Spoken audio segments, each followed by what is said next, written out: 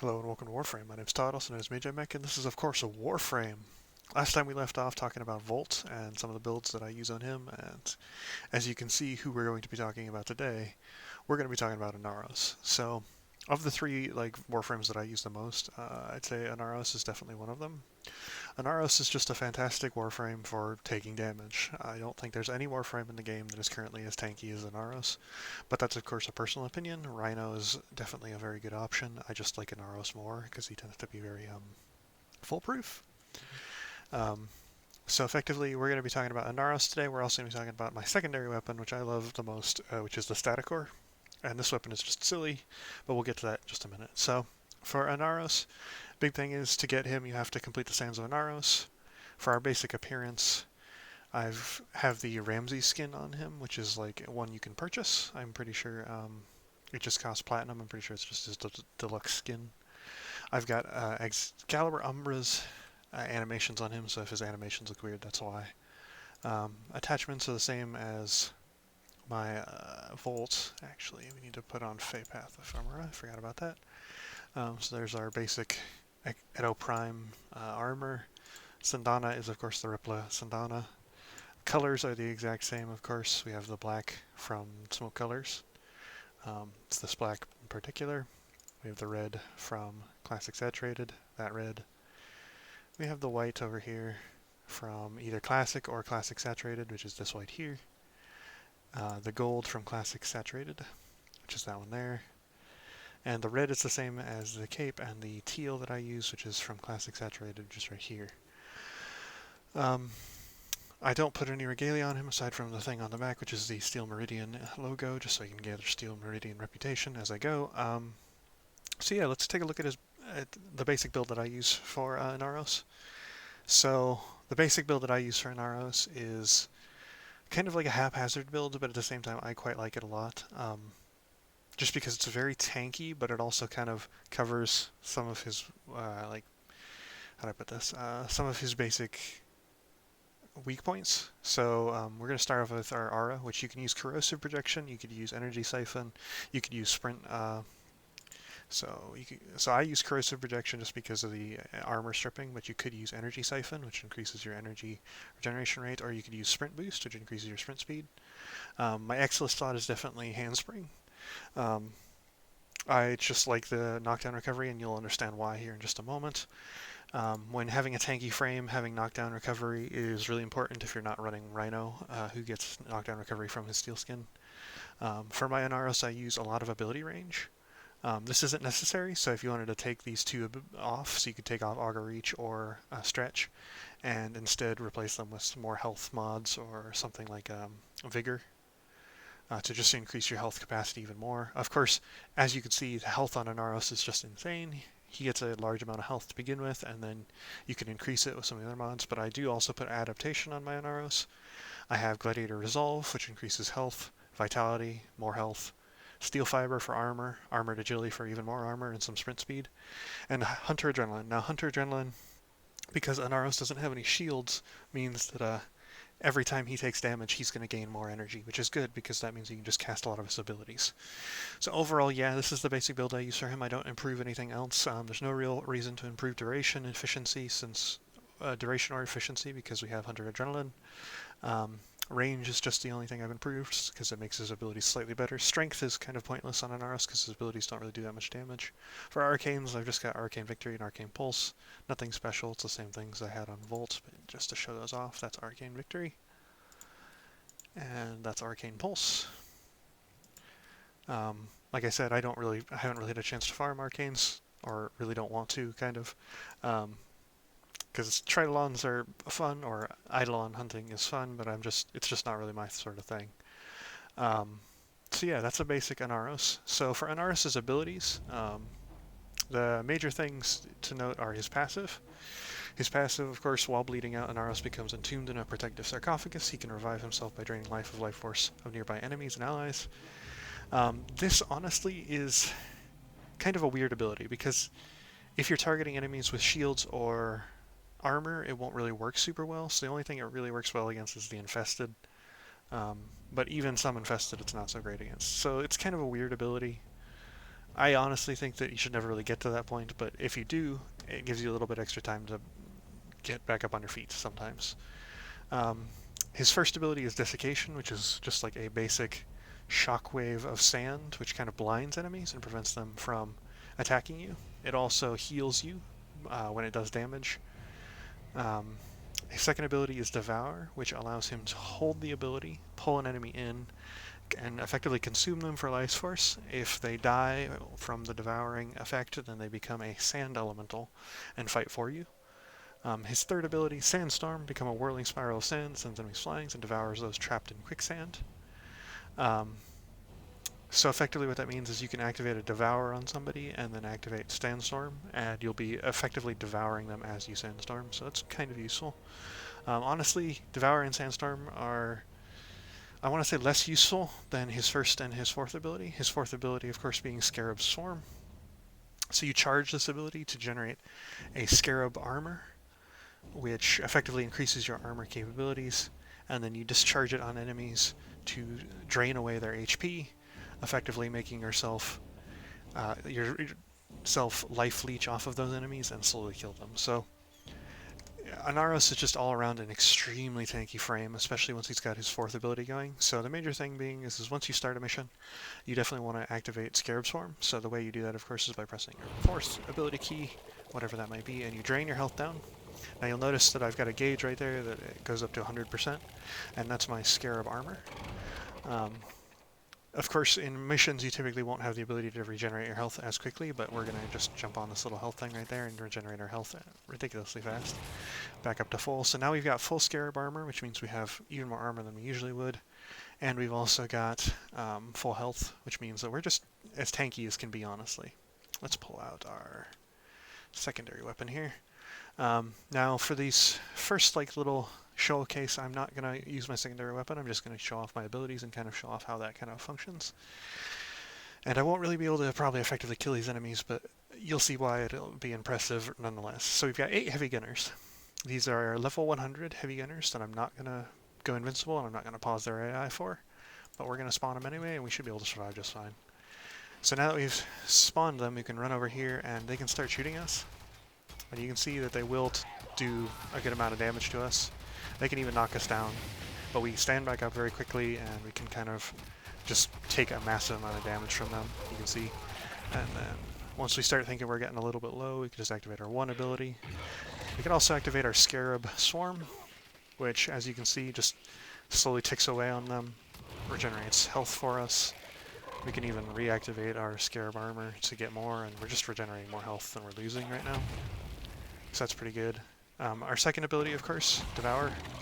It's not going to do a whole lot to these level 100 heavy gunners. As I stated, your damage isn't your main thing, it's your survivability. It should be noted, while devouring an enemy, you are invincible, so I could do this forever. They can't do anything to me because I can't take damage while devouring an enemy. So I could effectively do this forever, or until my duration runs out, but I'm not going to worry about it. Of course, your final ability, Sandstorm, if we can get enough energy for it, while in the Devour state, like this state here, you can see it just by tapping the button. We can Sandstorm them, knock them up in the air, and devour them all at the same time. So it's kind of an interesting ability. It's also very good for CC. You can move around while in this state, but it's very slow. It's good for knocking enemies around and just kind of preventing yourself from dying if you've activated Sandstorm. But honestly, if you're worried about dying a whole lot, I'd recommend just activating your Scarab Swarm ability, just kind of running away. The reason we have the extra range, of course, is so that Scarab Swarm spreads a little bit better, so we can hit more enemies with it. And also so we can hit more enemies with Desiccation and prevent them from attacking us. So we can kind of just wear away at these guys. We should probably not activate Scarab Swarm and drain even more of our life while we don't have it. Okay. Let's just activate Devour here. We're going to devour this heavy gunner.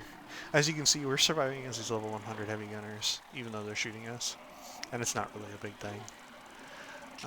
So yeah, I could effectively drain all of these heavy gunners slowly with my abilities, but we're not going to worry about that. You can see just very clearly that even while taking a massive amount of damage, Inaros just kind of takes that it's kind of a joke. You really don't take a lot of damage from abilities, and you can just take an insane amount of damage on our Inaros, especially once you've gotten your Scarab Swarm armor up. Pairing with that, any sort of thing that can allow you to regenerate life very quickly means that your Inaros is just going to be ridiculously tanky. And that's kind of why you pick Inaros, is because just overall of the Warframes, I think he's probably the easiest to make insanely tanky. So yeah, let's move on to our secondary weapon. So our secondary weapon is the Static Ore. Now, a lot of people would say that a better weapon would be something like a kit gun or something of that nature, but I've just always had a very particular spot in, well, that camera's doing weird things there, a very particular spot in my heart for the Static Ore just because of its effect. So my basic build for my Static Ore, and I have unlocked my Exila slot, but I haven't had a chance to forma it, my weapon, to get the Exila slot unlocked. If I did put anything in there, it would probably be something like Suppress, or maybe even Pistol ammo mutation, just so I can get more ammo for my weapon. But my basic build for my Static Ore is Hornet Strike for damage, Lethal Torrent for Fire Right and Multi-Shot, Barrel Diffusion for Multi-Shot, Primed Pistol Gambit. Primed mods can of course be obtained from Barrow Katir for ducats. Haven't even fully upgraded this yet, but if you did, of course it would do more damage. Primed Target Crackers, same thing, but that's for critical damage, not critical chance. This is of course for critical chance. Deep Freeze for cold damage, Pistol Pestilence for toxin damage, and Jolt for electricity damage. So overall, because I have Jolt, Pistol Pestilence, and Deep Freeze, I have Cold, which is from Deep Freeze, Radiation, which is just the basic attack of the weapon itself, and Corrosive damage from Jolt and Pistol Pestilence, meaning that I have 3 different elemental damage types, which makes this weapon pretty spooky when against most enemies. Critical chance is pretty good. Critical multiplier is pretty okay. The major thing, of course, being is their stat chance is massive. It is an alarming weapon. The Static Ore is kind of just a funny weapon, you'll see. It functions very similarly to a lot of thrown weapons. So left click will just fire it normally. You fire a lot of bolts, of course, and you can fire them in extreme rapid succession. You have a pretty good amount of ammo. The major thing with the Static Ore is the alt fire. So when alt firing, you can right click, or you should be able to. Oh, forgive me, I'm a fool.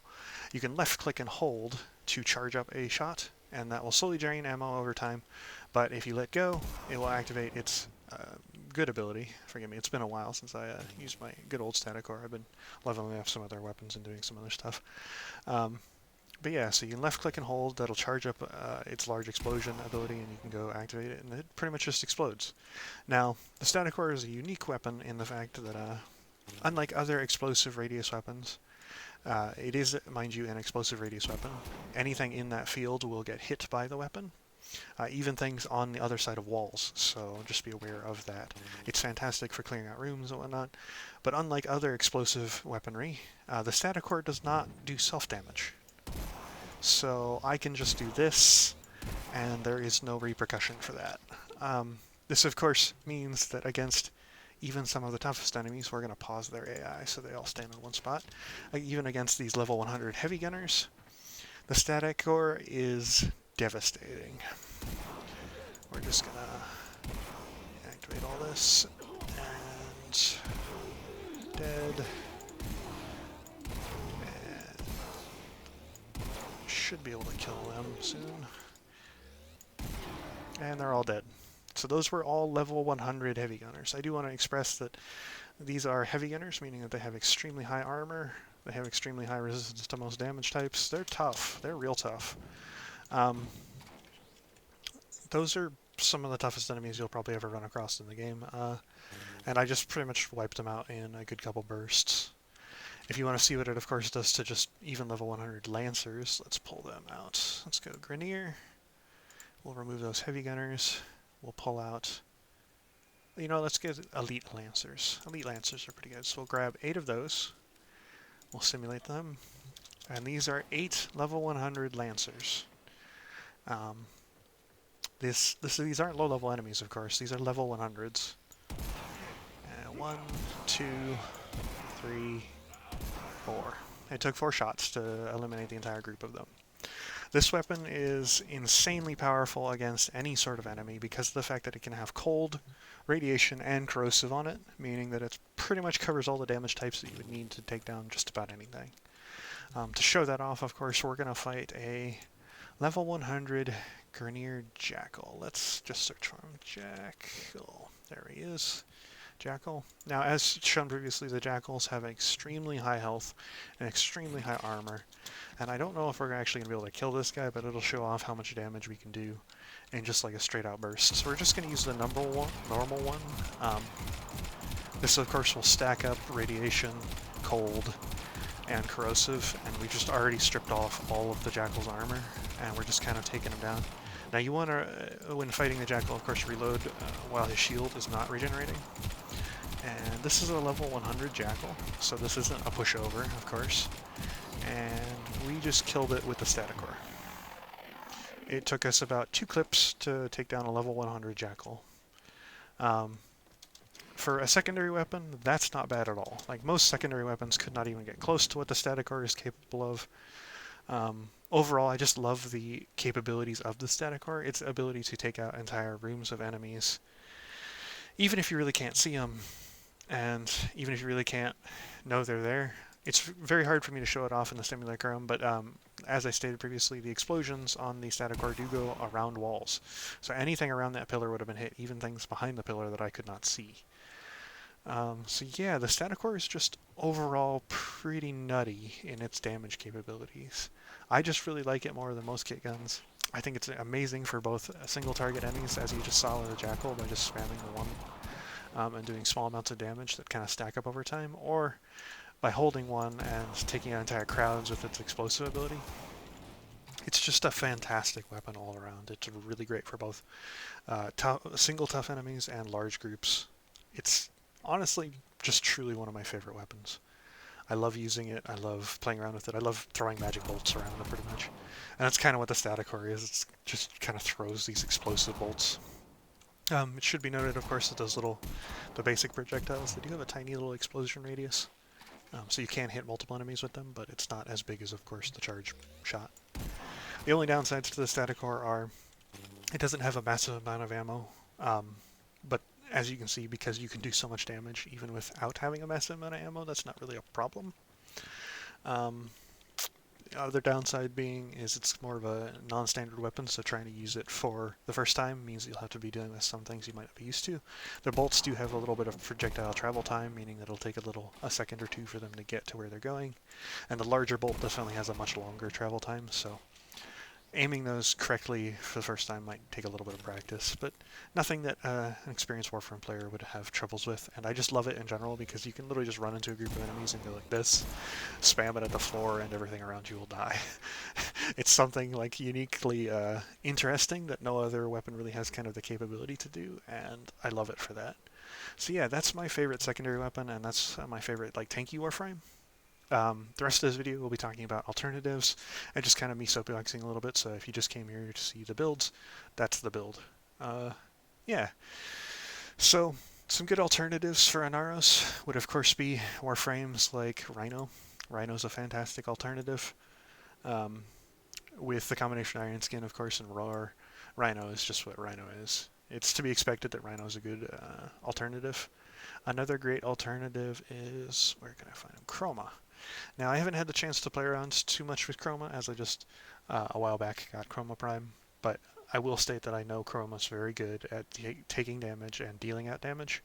He's probably more focused on dealing damage than he is on taking damage, though, so it might be noted that one of the big things about Chroma is he's very good against bosses, but he may not be good at just pure survival, so if you're just looking for pure survival, a frame like Inaros would probably be better. Maybe even Rhino, but Rhino tends to be kind of bad in the extreme high levels of play, just purely because of the fact that Iron Skin can only scale so far. And there's some people who've gotten it up to ridiculous levels, but that requires some builds that I just don't have access to myself, and would take some time to get a hold of, if that makes sense. So both Chroma and Rhino are fantastic alternatives. I just prefer Inaros because he tends to be far easier to use in basic play, and I kind of like his aesthetic a little bit more too. Some good alternatives for our secondary weapon would probably be basic kit gun. So I've got some basic kit guns, um, and honestly, I'd say just about any real kit gun you could make would be a fantastic secondary. Most of them are great, and there's not really a lot of downsides to using a kit gun, especially because you can kind of mod it as you want. Another of my favorite alternative weapons is the AK Vasto Prime. It's not great at dealing with large enemies like the Jackal and whatnot, but it is fantastic for clearing out crowds, and it does do pretty good against like heavy gunners and bombards even at high levels. It just doesn't do good against bosses. Not as good as the Staticore anyway. Um, so I don't think it's a bad weapon. Those are my two definite suggestions. Those are the two weapons that I would take if I wasn't taking the Staticore. But I just love my Staticore. My Staticore is a fantastic set of weapons, and I enjoy using them a lot. Yeah, so next time I will talk more about the melee weapons and the final Warframe that I prefer to use and go over their builds and whatnot. Last video I was kind of discombobulated, so I didn't really get everything out as clear as I wanted to. Next time I'll try and do a little bit better on that. I could take note real quick of some of the extra effects on some of the mods. It should be noted, of course, like some of the mods like Augur Reach have an extra effect. On Inaros, Augur Reach's extra effect doesn't do anything because energy spent converted to shields means nothing for Inaros. He can't have shields. So that's kind of pointless. 25% companion damage from Hunter Adrenaline on enemies affected by Slash status is okay, but only really comes into play sometimes. Gladiator Resolve, 10% critical chance per combo multiplier. So this one's actually a pretty good one. Gladiator's secondary effect means that every time you do a melee attack and your combo multiplier goes up, you get more critical chance, which is pretty good. It's fantastic, and I'll talk more about that when we talk more about melee weapons. But there are definitely some secondary effects in some of the mods that I didn't have a chance to talk about. So on the Rubico Prime, for instance, Vigilante Armaments has a 5% chance to enhance critical hits from primary weapons. When it says enhanced critical hits, that means it actually just upgrades the tier of critical hit, which is amazing. It effectively turns an orange crit into a red crit, or a yellow crit into an orange crit, and so on and so forth. So something like the Vigilante mods are fantastic, which is probably why if I had enough time to farm on my Rubico Prime a couple more times, I would definitely put on Vigilante Supplies. Not necessarily because of the need for the extra ammo, but because the chance of enhancing critical hits. Either that or, as I stated previously, Hush, just so you have some silencing capabilities. But yeah, so the secondary effects on weapons and Warframe mods are pretty good. I don't have any on my Staticore, but that's because most of the ones that you could get aren't great. There's like Augur Pact and some other ones. None of them really have that great of effects, so that's why I'm not really worried about them. The only ones that I would probably recommend that you really look out for is probably the Vigilante set, or by chance if you're working on melee weapons, the Gladiator set is also quite good. So yeah, that's kind of my basic options, and that's kind of what I would recommend. Overall, I think I've given enough recommendations, and next episode will be the last episode I do in Warframe, probably. There's, of course, tons more to talk about in Warframe. There's tons more to do, but I just really won't have enough time to go over all of it, as I'm just one person. There's definitely lots of videos out there. I'm just kind of showing off a basic tutorial and then some of my favorite builds, just to kind of give a primer for things you could work towards or things you might find interesting. But until next time, goodbye.